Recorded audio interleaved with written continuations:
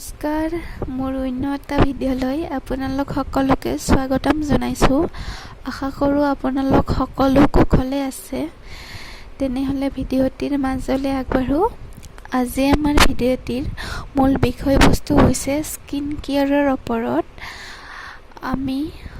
আমি আচলতে সকলোৱে আমাৰ মুখখন ধুনীয়া হোৱাটো বিচাৰোঁ।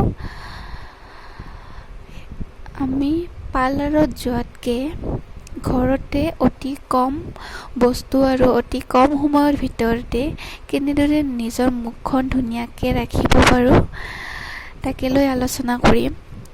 তাৰ কাৰণে পোনপ্ৰথমে লাগিব আমাক এটা আলু আৰু মৌজোল, নহ'লে এল'ভেৰা জেল। এইখিনি বস্তুৰে আমি আজি এই পেকটি প্ৰস্তুত কৰিম। আলুখিনি ভালদৰে পেষ্ট কৰি ল'ব লাগিব। আপোনালোকে মিক্সিৰ সহায়তো পেষ্ট কৰিব পাৰে আৰু ৰুকনাৰ সহায়তো পেষ্ট কৰিব পাৰে। পেষ্ট কৰি আলুৰ ভালদৰে ৰসখিনি উলিয়াই ল'ব লাগিব।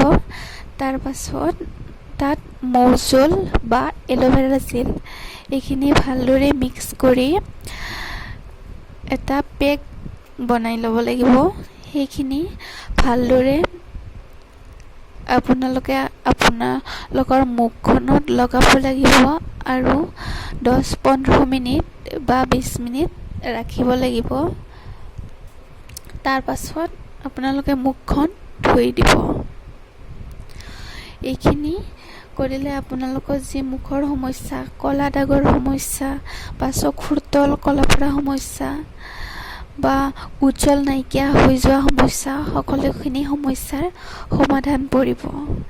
তেনেহ'লে ভিডিঅ'টি চাই আপোনালোকে যদিহে ভাল পালে মোৰ চেনেলটি ছাবস্ক্ৰাইব কৰিব আৰু যদিহে ফেচবুক পেজত চাই আছে মোৰ পেজখন ফ'ল' কৰিব।